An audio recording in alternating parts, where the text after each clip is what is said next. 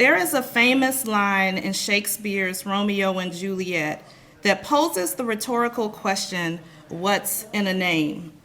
We know the story of the two lovers who couldn't be together because their two families were at odds.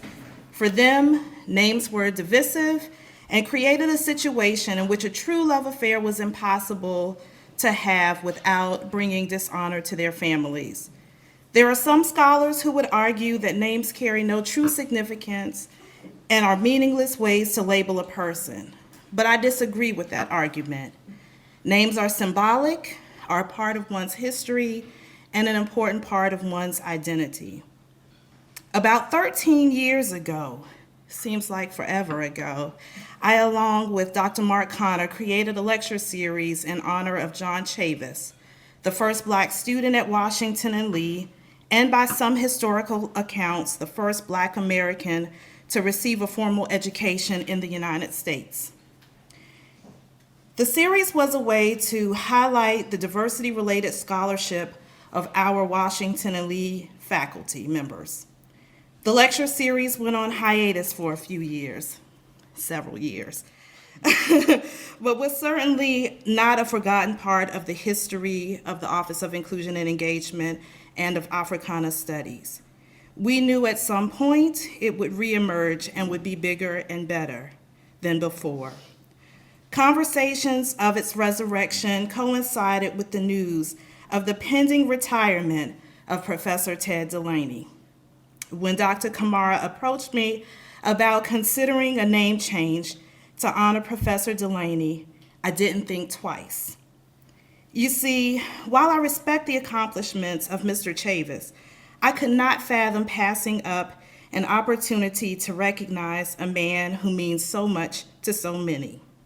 Friend, mentor, icon, colleague, father figure, resident historian, scholar, teacher, professor, the godfather, and just all-around good human being are all words and phrases used to describe this great man. The name Ted DeLaney bears significance and is highly esteemed in the minds and hearts of those who know him, and for those like myself who love him immensely. It is my honor today, in concert with Africana Studies, to officially present to you the establishment of the Ted DeLaney Lecture Series.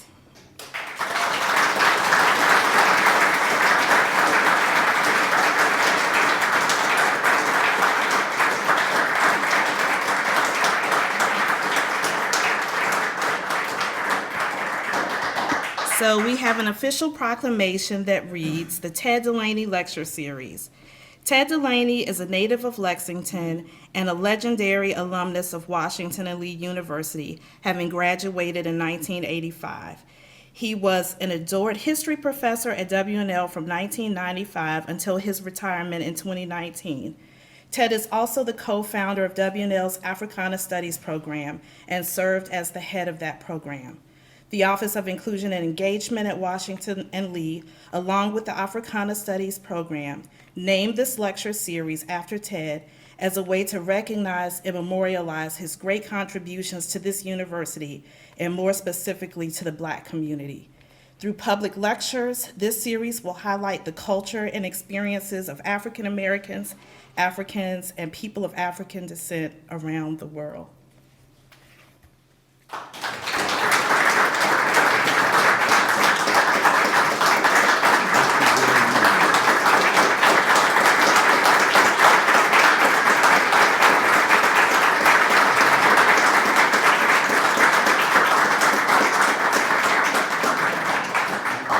And I now present Dr. Muhammad Kamara, who will introduce our guest lecturer. Well, he's not really a guest, but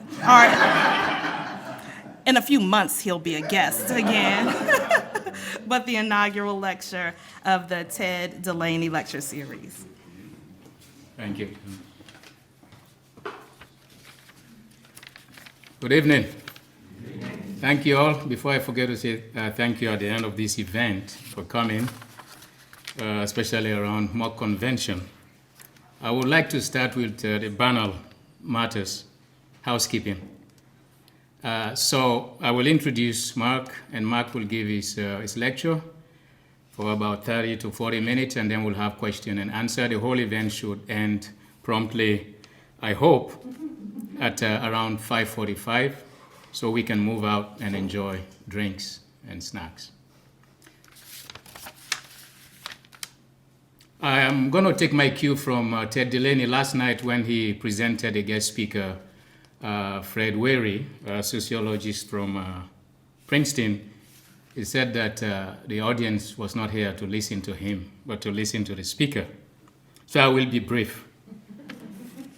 I could tell you Marc Conner is Provost of Washington and Lee and has been since 2017, soon to be President of Skidmore College, but you know that already. I could also say, before that, he served as interim provost, associate provost, director of the springtime program, head of the English department, member of countless university committees. And before and during all of that, he has been Ballengee Professor of English, a dedicated teacher, both on campus abroad and on CD and DVD with a great courses company. You may know that Marc is the author of over 20 articles and essays, countless book reviews, conference presentations, invited lectures, interviews, and web publications. Marc has also authored and co-authored 8 books. But what many of you here may not necessarily know is that Marc is a founding member of the Africana Studies program. He has been there in the trenches from day zero. In those early days with Ted, Lucas, the late Pam Simpson, and a few others. He was there in 2012, right at the end of his term as chair of the Artswile African American Studies program, giving his full support to the transition to Africana Studies in 2013. And what many of you still may not know is that Marc has guaranteed himself a solid place in the annals of African American literary criticism through his teaching and research. 4 of Marc's 8 published books are on African American literature. The Selected Letters of Ralph Ellison, Ralph Ellison and the 21st Century, Charles Johnson, the novelist as philosopher, and the Aesthetic Dimensions of Toni Morrison, Speaking the Unspeakable. Marc knew the beloved Toni Morrison personally since their first meetings at Princeton, through the Morrison Society of which Marc was an officer, and through Marc's time in France for about a week where he was a guest of Toni Morrison to lecture on her work at the Fête du Livre, or as you would say in English, the Festival of the Book. I could tell you more about Marc and his work, but as I said earlier, you're not here to listen to me. So with your permission, I would like to cede the podium to the presenter of the inaugural Ted DeLaney Lecture, my friend and colleague, Marc Conner.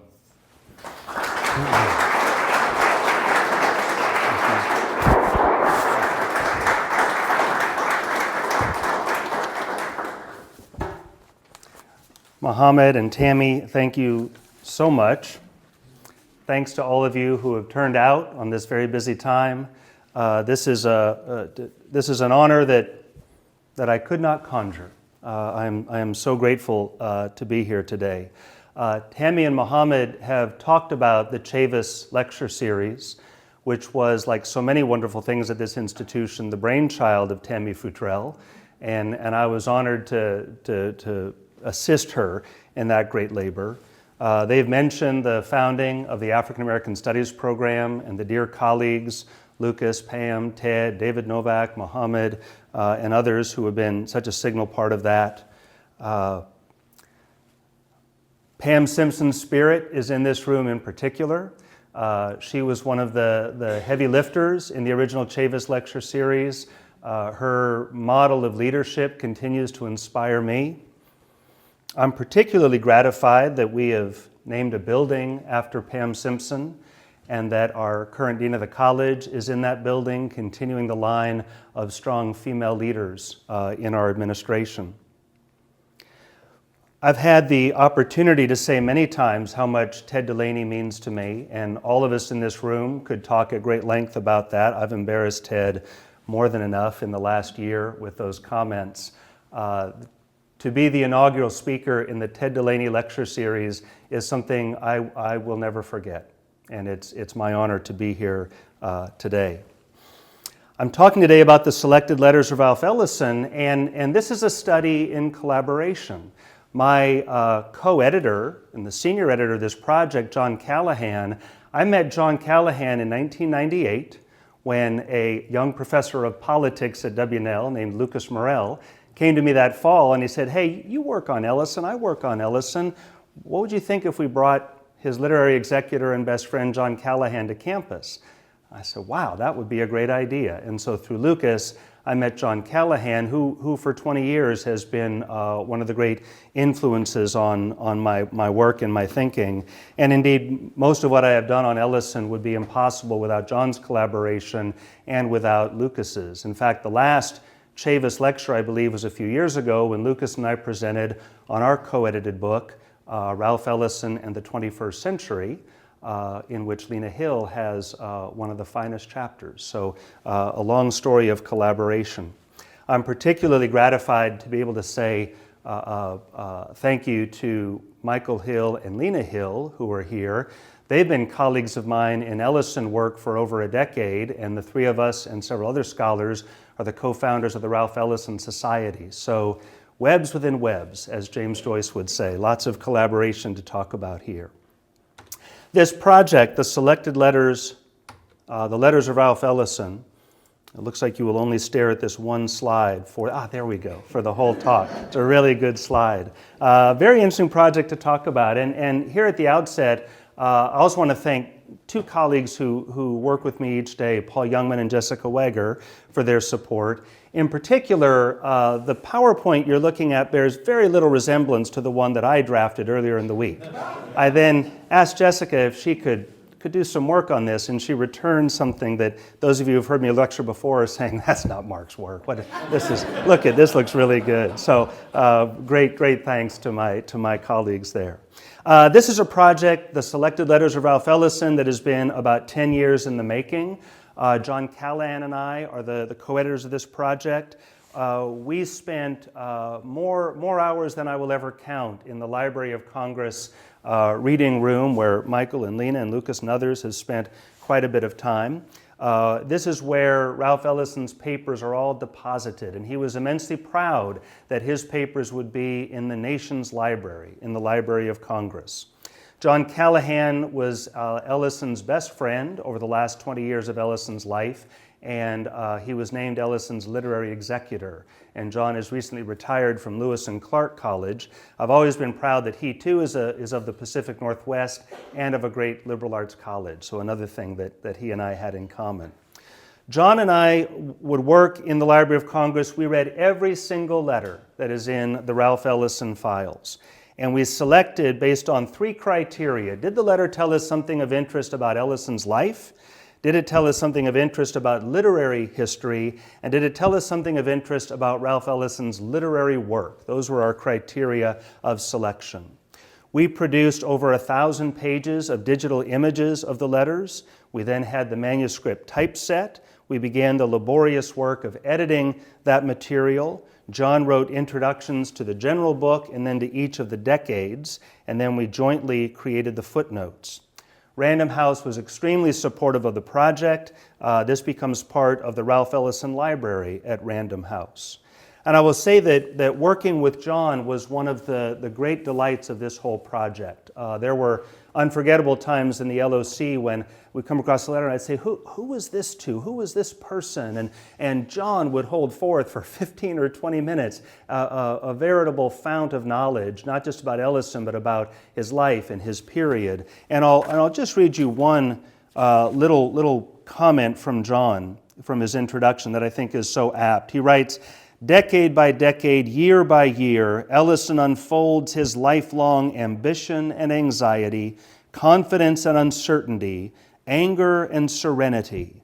and most of all, perhaps, a quality of intensity that became vivid in his painterly observations of the natural and social terrain around him during his daily comings and goings.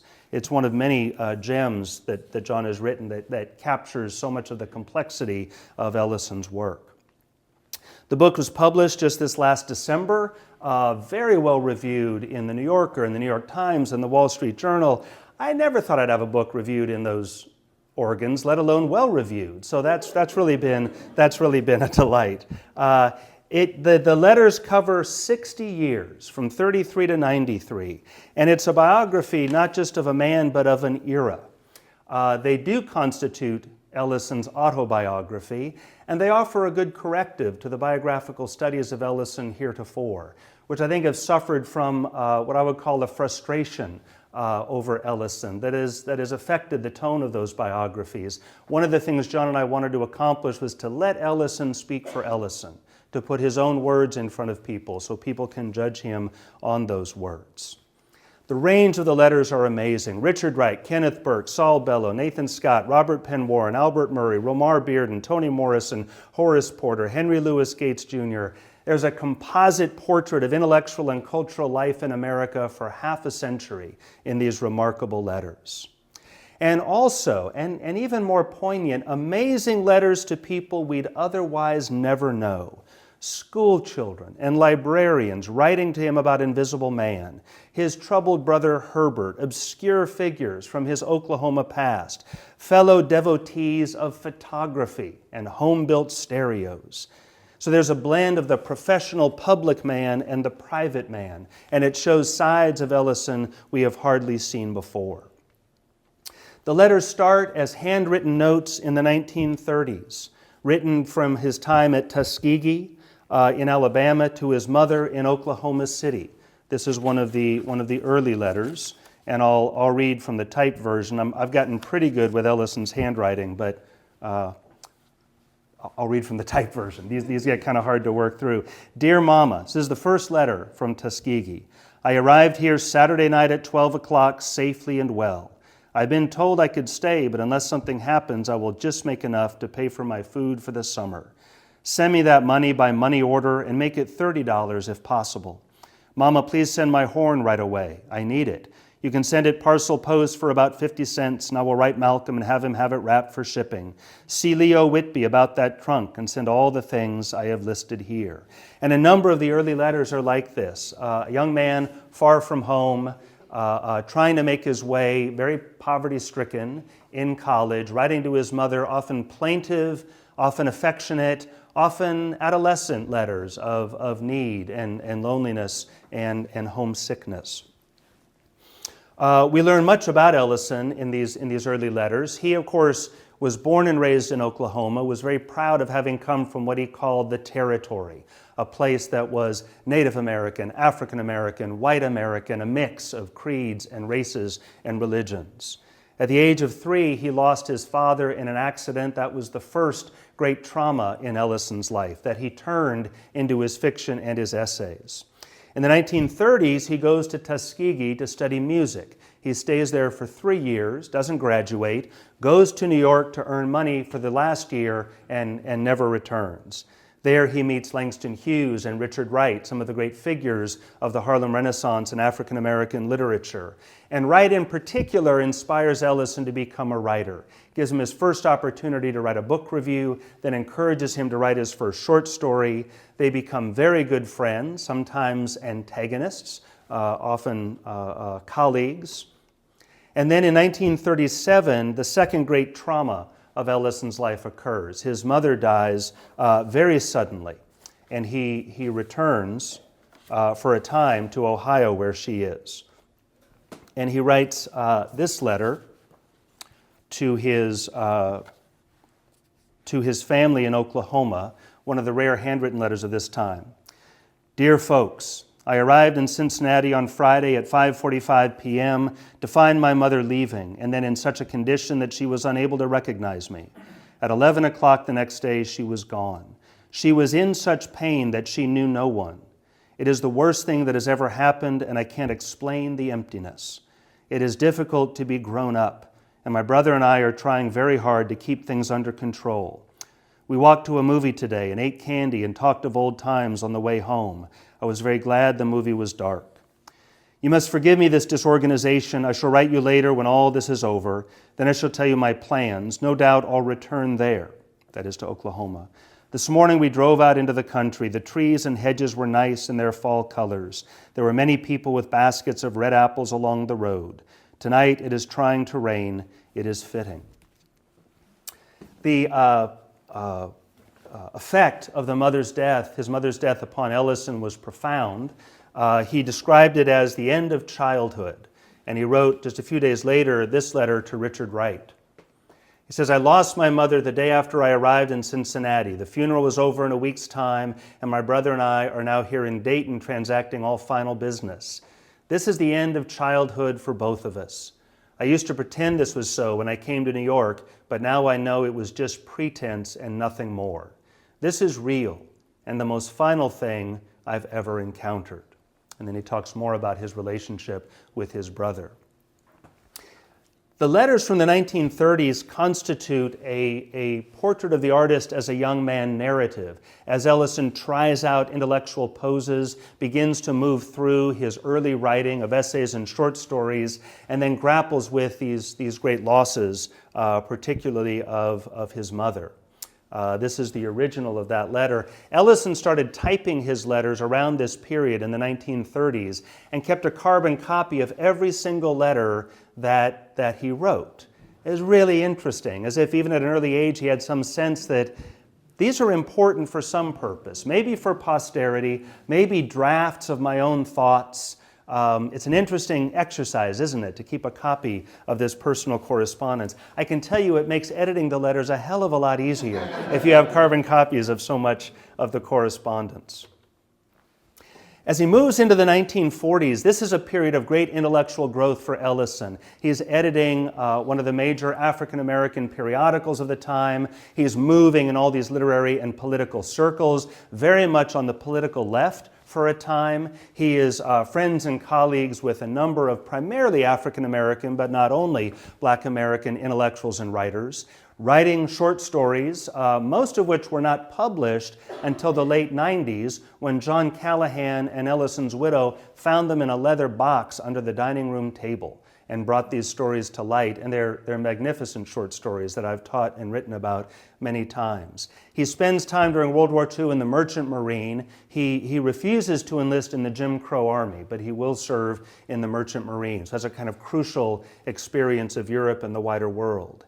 He meets Fanny McDonnell, and this is the signal event in his life at this time. And shortly thereafter, and I think there's a causal relationship here, he begins writing his great novel, Invisible Man. And in 1947, the first significant portion of that will be published. This is, you never put a bunch of text on a slide, right? But they're letters. I mean, I have to give you, a lot of text. You probably can't see all of this, but it's a great letter of 1944, his first letter to Fanny. So I'll read some of this to you. You can always buy the book, right, if you want to read the letter in greater care. But it's the first letter to Fanny. And I'll read that central paragraph. He says, like a lovesick fool, I've been unable to sleep since you've been gone. Food is uninteresting to the point of nausea. And I have 2 deadlines staring me in my paralyzed face. I've tried to retreat into sleep, but all through the night it's troubled dreams, or I lie on the razor's edge that is neither sleep nor waking. Darling, I resent the way I feel. I don't want to be this way. It is a dependence I've never known before, and it's not at all pleasant. Even my imagination, which has been my friend always when I've been unhappy, now is turned against me. Instead of consolation, it gives me fears. And I don't have to tell you the shapes of these fears. We've discussed all that before. Your answer has always been, but I'm with you. But now you're neither with me nor even willing to speak to me. I feel murderous and suicidal, the latter which I haven't known for years. I tell myself that you are very busy, but I can't help but feel that to endure your absence is enough for you to ask of me. Your silence is too much. Something must be wrong, darling. I started to try to fly out to Chicago this afternoon, but that would have been foolishly impulsive, and my health is not too good. But then perhaps that would have been the last thing you desire, so here I am. And it ends, so good night, not my love, but but you whom I love. Wire me if you're all right, and my fears only fears, and write me airmail if you've changed your mind. I would like to be far away when you return, if you have. It's a curious love letter. It's a mixture of passion and adoration and resentment, and you see a very complex melange of emotions at work here. And this is going to mark the Ralph and Fanny relationship all the way to the ends of their lives. It's a relationship of powerful attraction and support, and at the same time enmity and rivalry and jealousies, and yet they stay together all the way to the ends of their lives. Let's see. During the 1940s, 20 letters to Richard Wright, letters to his brother Herbert, letters to intellectuals like Kenneth Burke and Stanley Edgar Hyman, many letters to Fanny.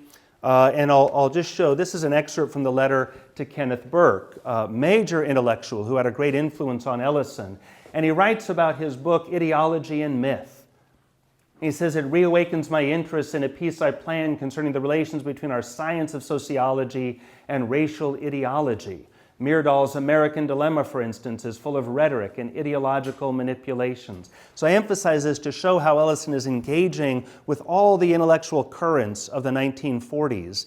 And as you follow the letters, you can see him educating himself, becoming smarter and smarter, more and more versed in the intellectual currents of his time, and indeed influencing those currents.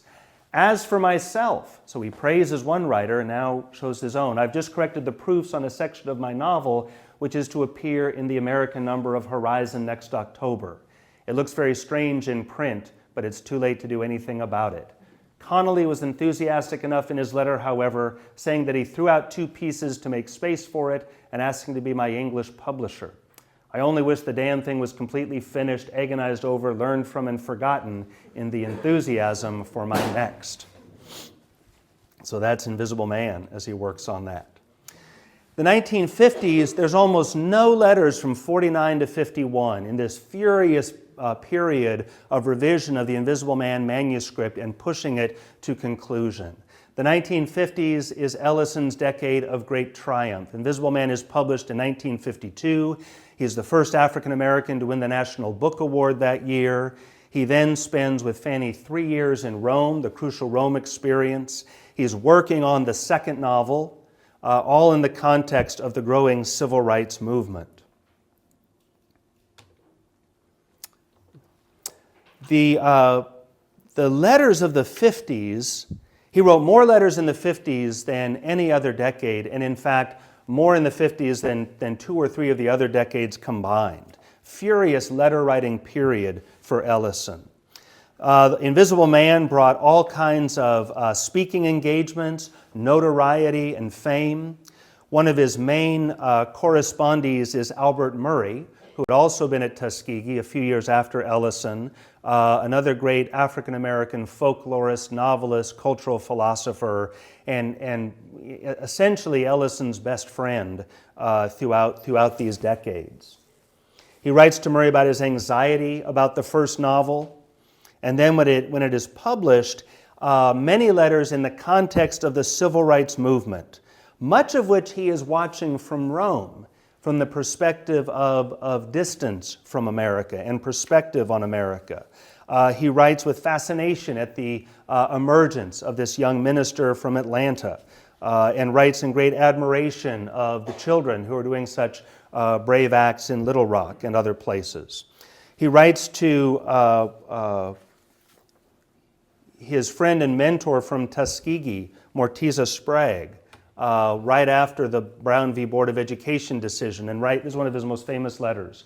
Well, so now the court has found in our favor and recognized our human psychological complexity and citizenship, and another battle of the Civil War has been won. The rest is up to us, and I'm very glad. The decision came while I was reading A Stillness at Appomattox and a study of the Negro freedmen.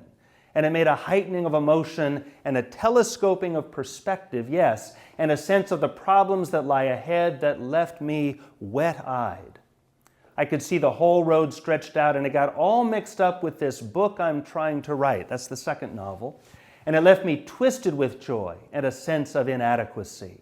Why did I have to be a writer during a time when events sneer openly at your efforts and define consciousness and form? Well, so now the judges have found, and Negroes must be individuals, and that is hopeful and good. What a wonderful world of possibilities are unfolded for the children. For me, there is still the problem of making meaning out of the past, and I guess I'm lucky I described Bledsoe before he was checked out. Now I'm writing about the evasion of identity, which is another characteristically American problem which must be about to change. I hope so. It's giving me enough trouble. Anyway, here's to integration, the only integration that counts, that of the personality. We could spend the rest of this lecture taking that letter apart and all of the opacities and implications that are at work in that fascinating letter. Barton, we got to talk about reading The Stillness at Appomattox, the third volume of the Army of the Potomac trilogy, and how that resonates for Ellison with the Brown v. Board decision. Just fascinating letter. Some letters about the second novel, which he starts as early as 1953.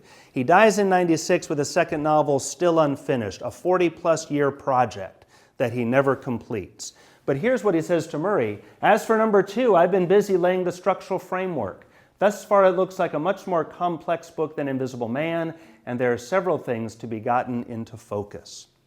Writing to Saul Bellow, who becomes another great friend and colleague. I was writing quite well, with new material flowing from the typewriter with that wild ease which makes me keep trying through the long periods of difficulty and uncertainty. So the place is definitely a good place for me to work. What I'd like to do is finish the first draft by August, then see what kind of advance my publishers will be willing to lay out while I worked it into final shape. This sense in the 50s and even in the 60s that it's almost done. I've just got a little bit more work and it's going to be finished. It's about to come out.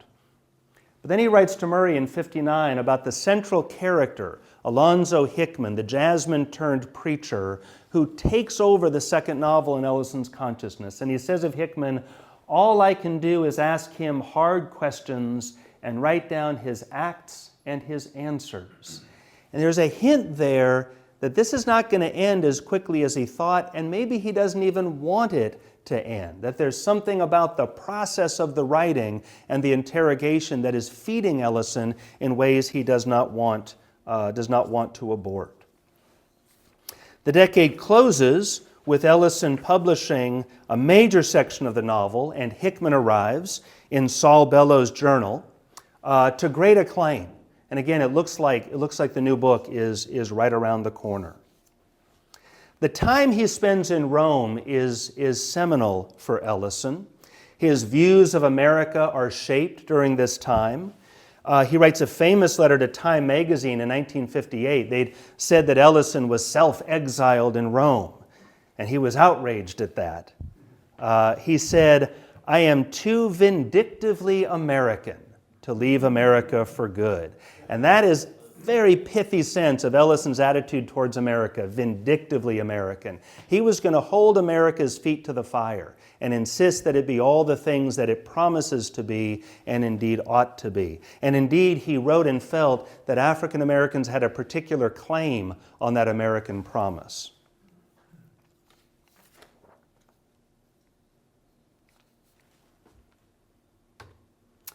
To Albert Murray on the civil rights movement. This is from Rome. Something is happening, and it's so very good to know that Moses' sense of life is too strong to be held in. Moses fighting, and he's still got his briar patch cunning. He's just a law, man, something solid under his feet, a little scent of possibility.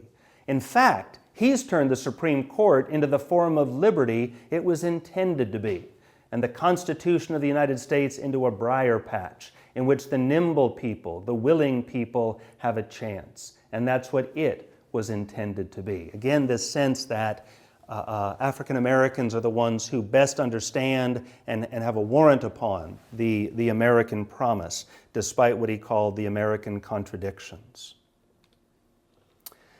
The other key event that emerges in the letters, more clearly than it has in the biographies, is the affair Ellison has in Rome, and the impact this has upon both him and Fanny.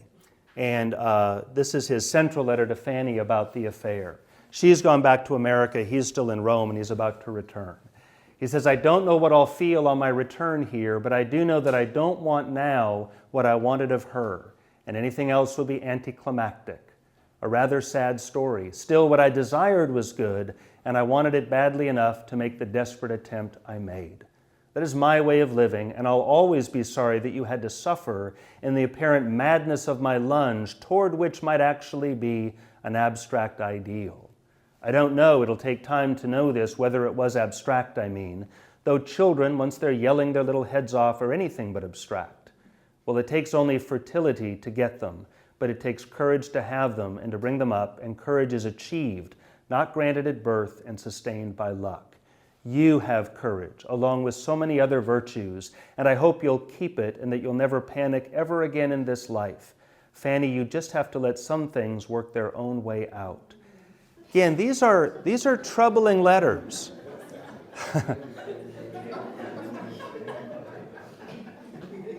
Troubling letters in that both Fanny and Ralph have this dynamic of anger and blame and sustaining the other.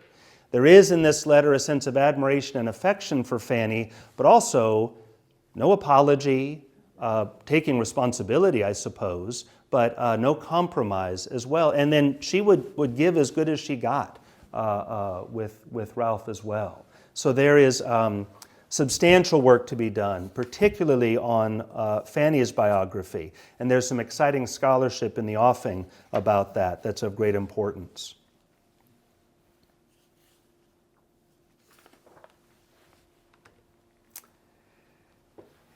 As the 1960s come around, it begins with the publication, again, of that long selection, a magnificent selection from the second novel. And he writes to Bellow, but as you say, almost anything is easier than the writing of novels. In fact, I'm wondering right now as to how I ever sold myself the idea that it was the most interesting way to live. Let me write one good development tomorrow, however, and I'll give way to my old error. I haven't been able to work for 2 weeks, and I feel that I'm falling apart. I find myself in strange places in my dreams, and during the days, Hickman and Bliss and Severin seem like people out of some faded dream of nobility. They need desperately to be affirmed, while I seem incapable of bringing them fully to life. I hope seeing some of the book in print will improve my morale, and this shouldn't be long now. There's this sense of obligation to the characters and the vision of the second novel. It goes beyond a perfectionism that kept him from finishing. It was a sense of duty to what he was writing about, duty particularly to that African-American past that he was trying to conjure. In the 60s, he is increasingly a public intellectual, lecturing at Bard, Rutgers, University of Chicago, writing many letters about Invisible Man. Everybody's writing him about his book, and he becomes a commentator upon and interpreter of his book. And one of the things that we can trace is Ellison becoming an increasingly sophisticated reader of Ralph Ellison. And there's even an argument that what the book meant to him when he wrote it and what he says it meant in the 60s, 70s, and 80s are actually two different things, although I suspect writers often have that relation to their work. Begins to publish excerpts of the second novel. 9 excerpts will be published over the course of his lifetime. Letters to Fanny. During this period, she is drinking heavily and intermittently. She would eventually overcome that. Shadow and Act, one of his 2 magnificent collections of essays, published in 1964. Had he never published a novel but only the essays, we would still be talking about Ralph Ellison as one of the most important writers in American history. Many letters to those that he referred to as the old ones in Oklahoma, the African-American community from which he came and that he is trying to depict in the second novel. And then in 1967, the fire in their home in Plainfield, Massachusetts, that destroys a substantial part of the manuscript of the second novel. And scholars continue to try to understand how much was really lost. Was it a huge amount? Was it just a set of revisions? Ellison himself kind of went back and forth about how much was lost. I think it was more than rather than less than. This really set him back in terms of where he was with that novel. An important correspondent becomes Nathan Scott, an African-American professor of theology and religion at the University of Chicago, who eventually would come to the University of Virginia. These are fascinating letters. He talks about Scott's book, The Climate of Faith in Modern Literature. Scott combined religion and theology with literary and social criticism.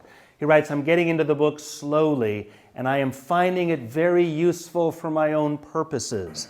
I think this immersion in religious study and theology robustly informs the second novel, which is, of course, about a preacher and a theologian. So Ellison's engagement with religion, I think, is very important here.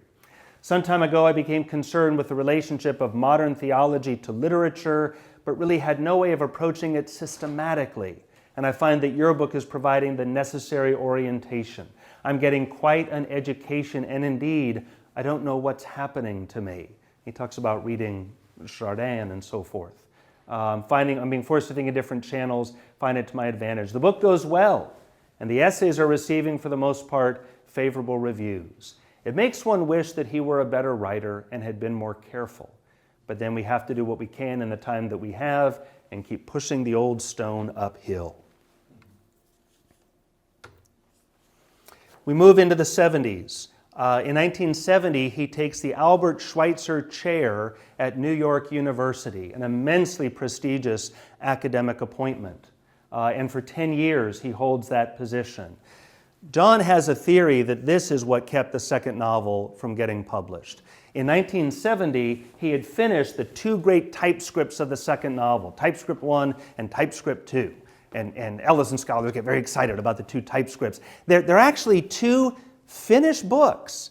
Number 1 is a little rough, it needed some work. Number 2, which is what John brought out in '98 as Juneteenth, is the heart and soul of the second novel.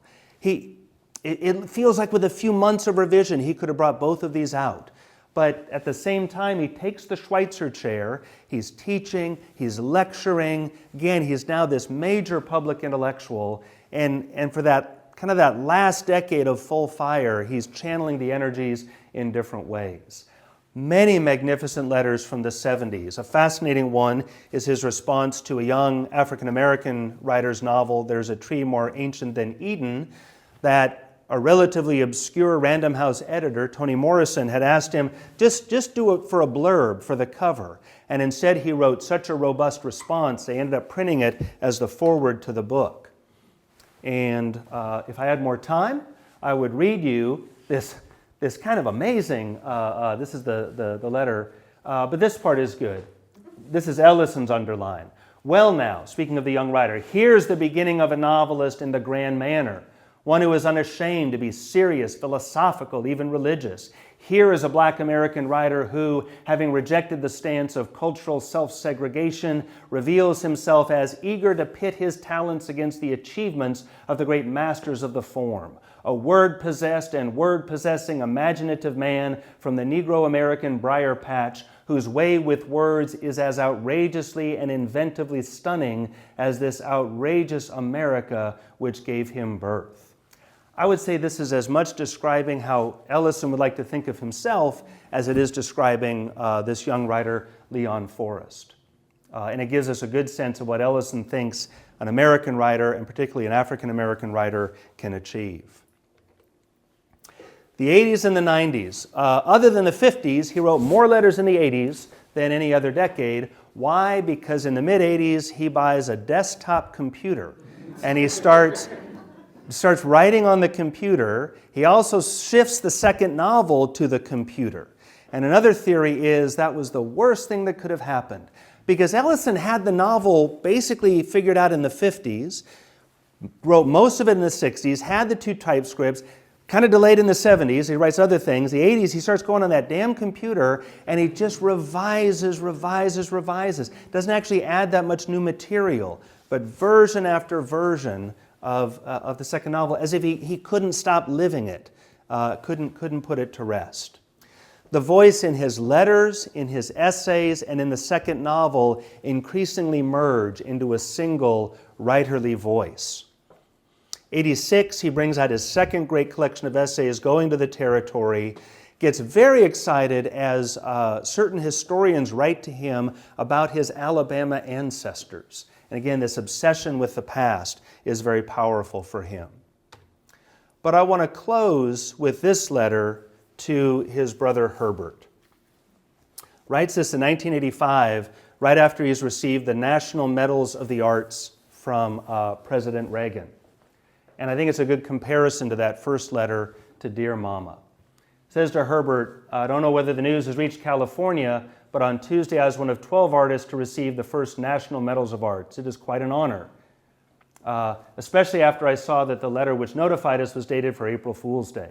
Nevertheless, after a formal notice arrived from the White House, I accepted, and Fanny and I flew down to Washington to take part in the ceremonies, which proved to be quite exhausting. He talks about the party, about the people that he meets. I sat at the president's table next to Martha Graham. He says it was a fine meal, not that it was better than those we had during Lyndon Johnson's presidency. Johnson brought him to the White House several times, but one that proved that in that area at least, the quality remains first rate. The same was true of the service, which, as during the days of Kennedy and Johnson, was in the hands of what appeared to be a whole regiment of dignified Negro waiters. Finally, when the medals were presented, the president gave a short speech, and as he called our names, each approached the podium in turn. Mrs. Reagan read the citations, and we were presented with the beautiful wooden cases that contained the silver medals. And then at the end, so we're trying to get back to normal while attempting to put things in perspective. Talks about Senator Kennedy and being on the board of the Kennedy Center. And as usual, when something like this happens to me, I regret that Mama was unable to share what she made possible. That's all for now, and I hope you'll find the enclosed of interest. We both send our love, Ralph and Fanny. And so I just close with that to indicate the remarkable arc of this American's career. He arrives at Tuskegee. He got there. He says to his mother, I got here just fine. He didn't. He hoboed his way on trains because he couldn't afford the freight, and he got beat up by white policemen on the way. But he never really tells that story. He says, I got here just fine. He ends the guest at the White House, recognized nationally, writing of that satirically, self-mockingly, but also with pride, and also uneasy at the hands of the president who gave him that medal. But he ends in a kind of remarkable triumph, but always a triumph that to Ellison was full of what he would call the American complexity. And it's almost become a joke that the word Ellison liked to use the most was complexity, complexity, complexity.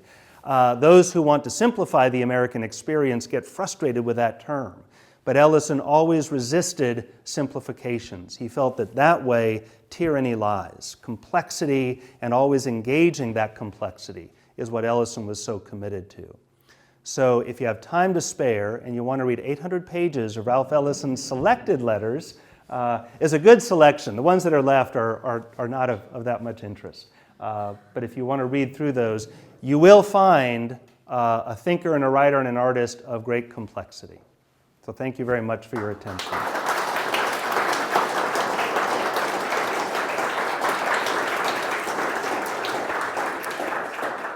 So we actually have at least 20 minutes. So to be precise, 25. So any questions for Mark? Professor Uffelman. So, Mark, it has been a very long time since I've read Northrop Frye, but the thing that I remember from his Anatomy of Criticism is that he said that often writers are bad critics of their own writing, and that when you talked about Ellison talking about his own work, I was reminded of that. What do you think of Ellison as a critic of Ellison? Yeah, I'll just start by saying this is what I love about Washington and Lee, that professors of chemistry are quoting Northrop Frye at lectures.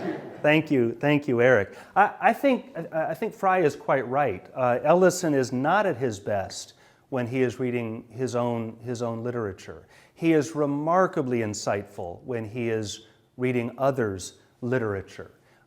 He wrote a magnificent blurb in the late 60s for a young writer nobody had heard of. He recognized how great this writer's first novel was, and that writer was Cormac McCarthy. This is a man who understood great literature when he saw it. great insight about Twain, about Faulkner, about Hemingway, the best reader of Richard Wright that there is. But I think that's true. He really needed the work of a great editor.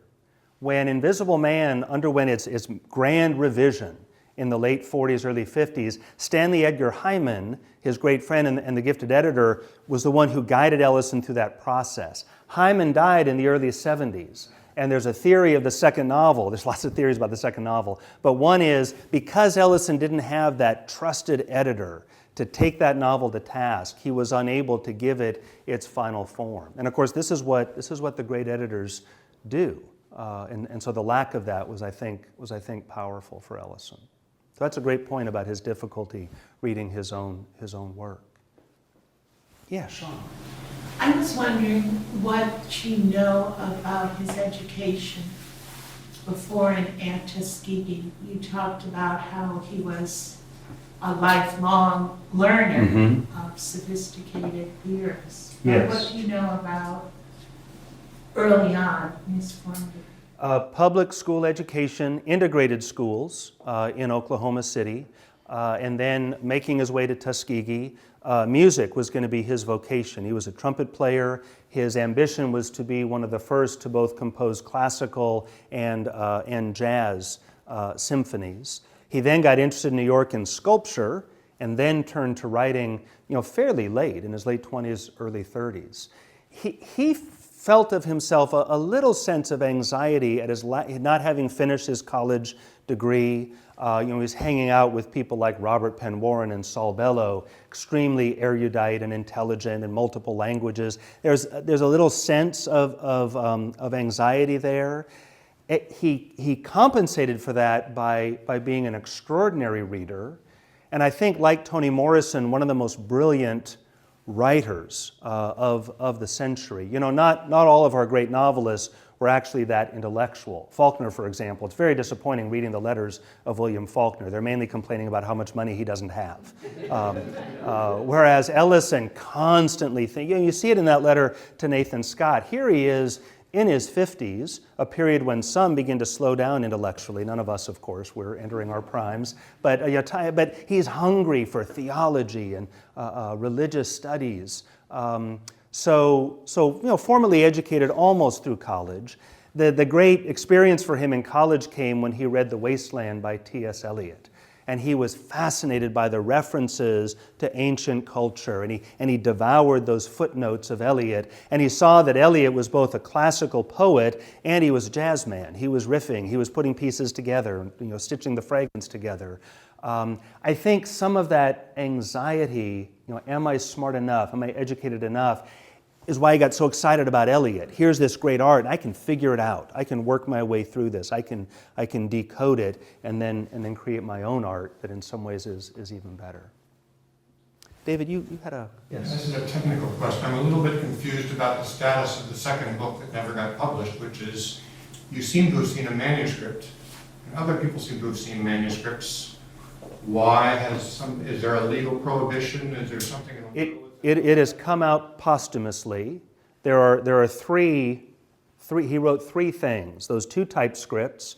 One is a novel about one set of characters who carry over into the second novel, which is mainly about Hickman, and then the young, indeterminate race boy Bliss, whom he raises in the black community. And then the third are what we call the computer typescripts, when in the 80s he started going on the computer and doing these endless expansions and some other material set in Oklahoma and set in Washington, D.C. and set in Georgia.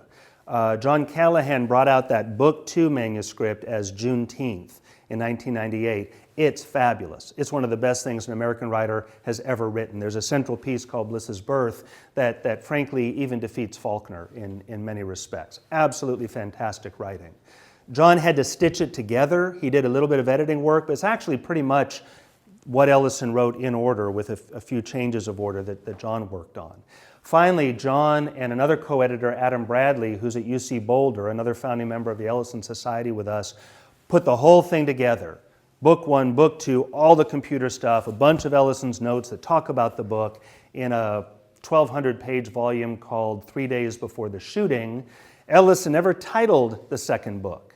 It was usually called The Second Novel or My Goddamn Novel, depending on the letter that you read. But 3 days before the shooting is the opening sentence in almost every version.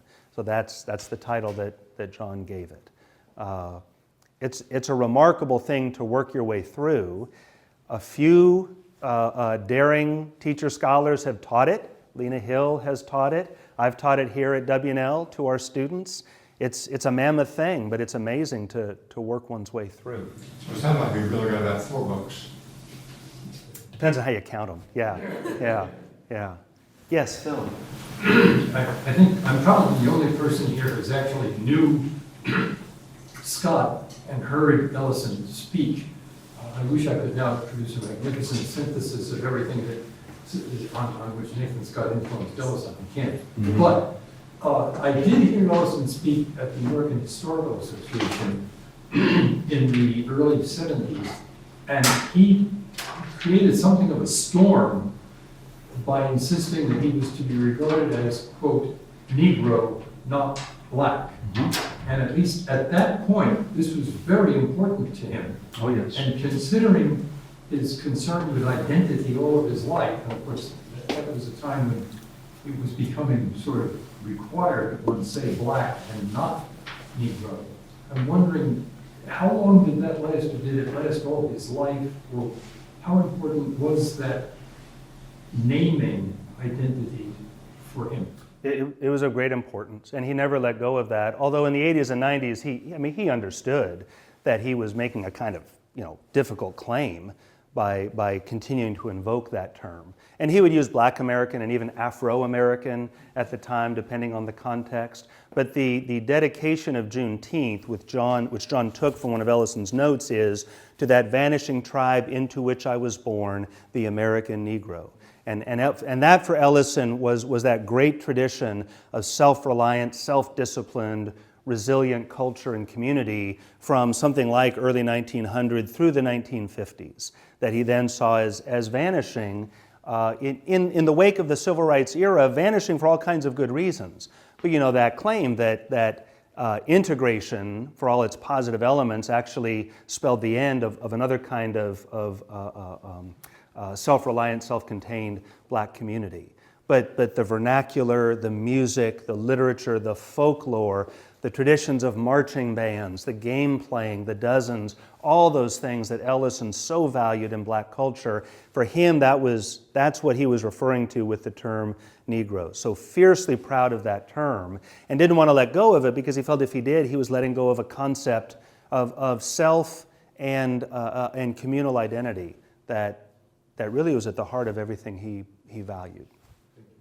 Yeah, great question. Yes, Mohammed. So in that not so oblique reference to the Sisyphus myth, pushing the old stone up the hill, to what extent could one see manifested in his own life, in the uneasiness of his life and his representation of the black experience in almost all of his works? How does that reflect into that myth, and how does the myth reflect back onto his career?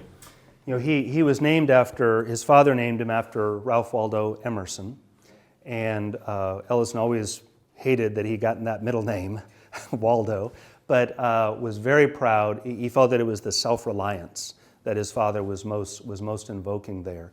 And he felt of the characteristics of Black American culture of which he was most proud, he would usually cite endurance and self-reliance.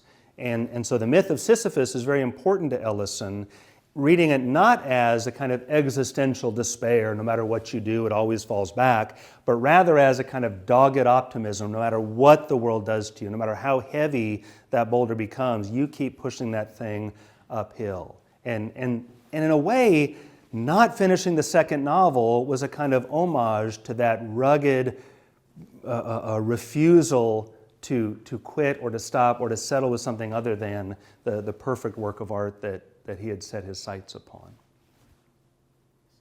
Yes, Leslie. I'm a big fan of Kevin Young, so I was really dazzled to read his long meditation on this book in the New Yorker. Imagine how I felt. Yeah, it's just like, So one of the things that he mentions towards the end of the review is that Ellison sometimes undermined younger black writers in the 70s. And he talks about a poison pen letter written to the MacArthur Foundation about McPherson. And that made me think that there were probably some tricky elisions as you were editing this book. And I wondered if you could talk about that. Oh, sure. Yeah, that is a critique that is very powerful in the one sustained biography of Ellison.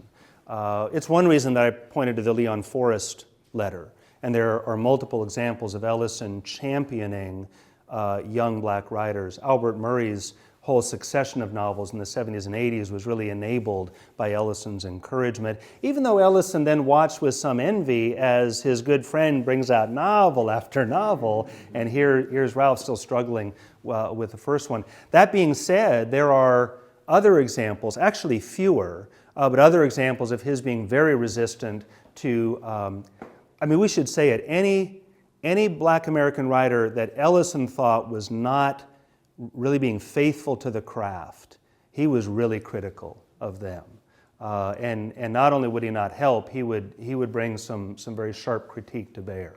His argument was that he had made it through his own efforts and art and discipline, and if they weren't equally committed to that and weren't doing as much as he had, it was that sort of approach.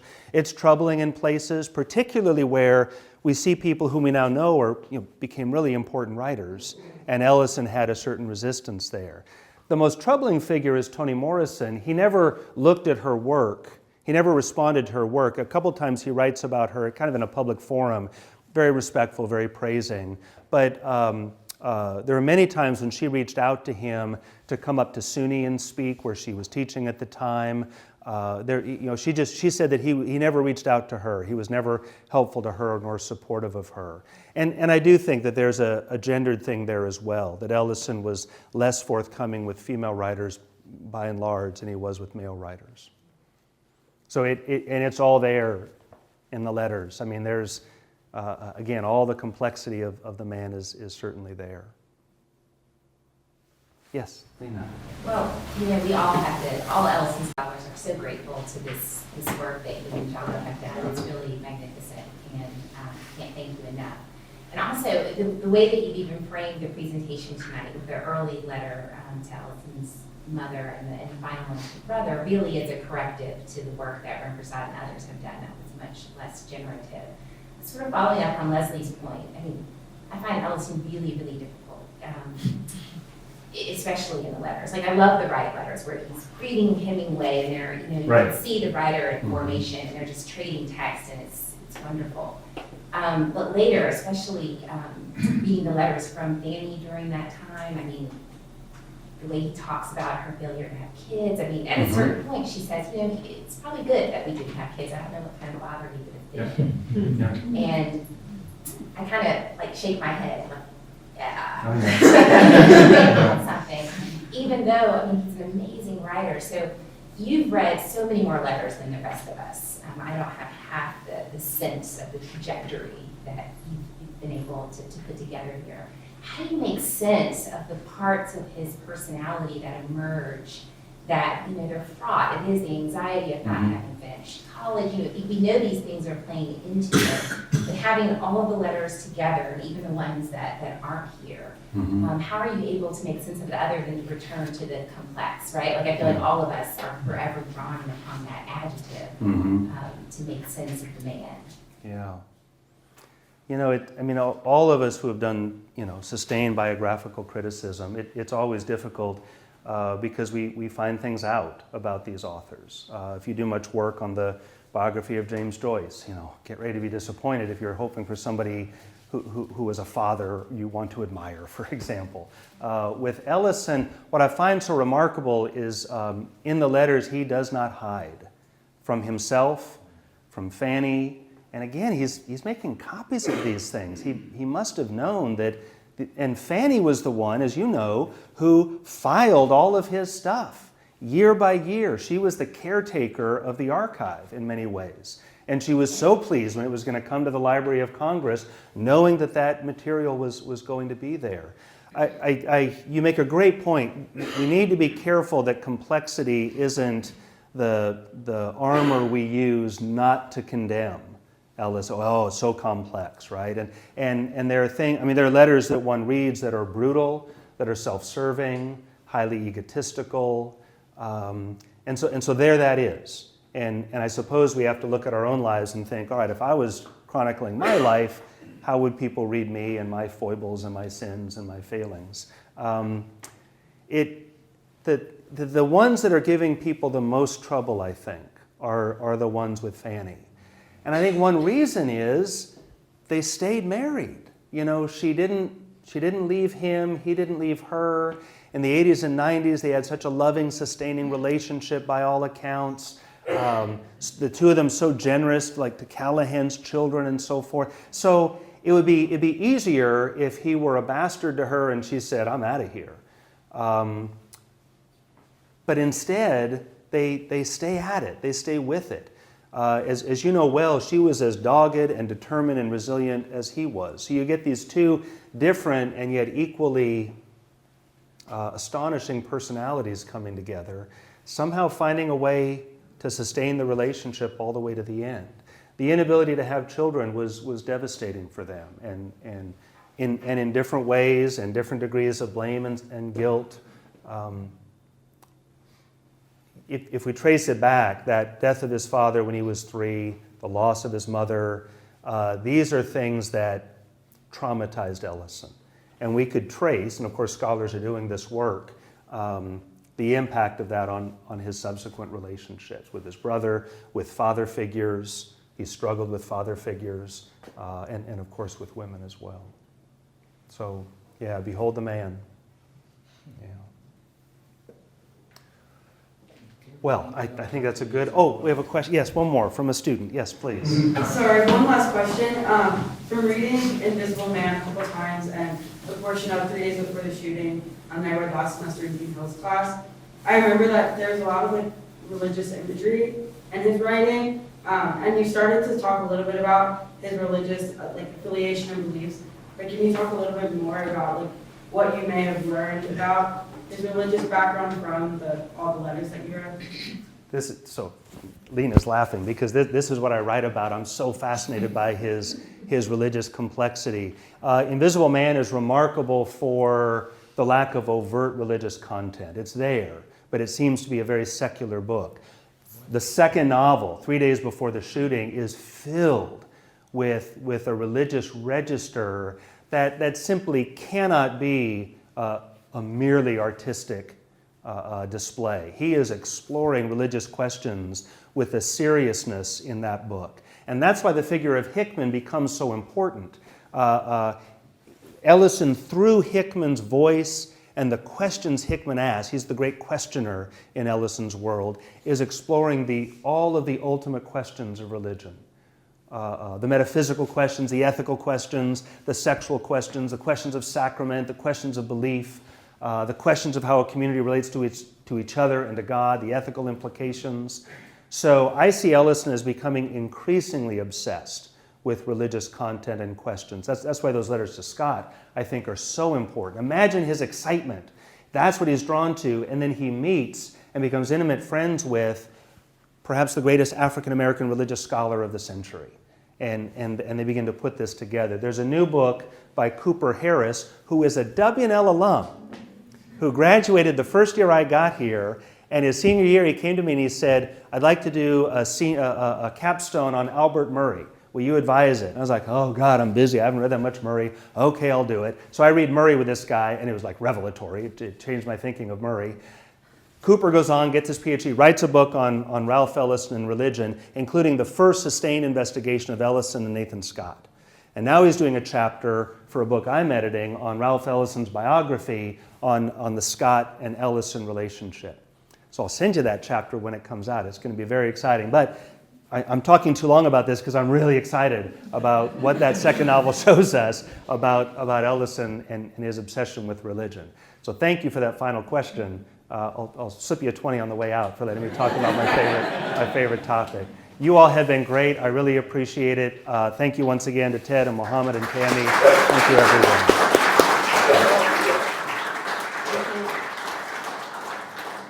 Before we skip spill over into the next session, the reception, where we will continue this conversation. There is always a gift at the end of this lecture. And so the gift this year is this, and I will read the special citation. The inaugural Ted DeLaney Lecture, The Letters of Ralph Ellison, An American Perspective on the 20th Century. It is fitting that Marc Conner, Provost and Jo M, James Ballengee Professor of English at WNL, should present the inaugural lecture in the Ted DeLaney Lecture Series. Marc has offered unwavering support for diversity and inclusion initiatives at Washington and Lee over the past 24 years. He is a founding member of the Africana Studies program and served as director of that program when it was known as the African American Studies program. The Office of Inclusion and Engagement, along with the Africana Studies program, would like to thank Marc for his support and for this lecture.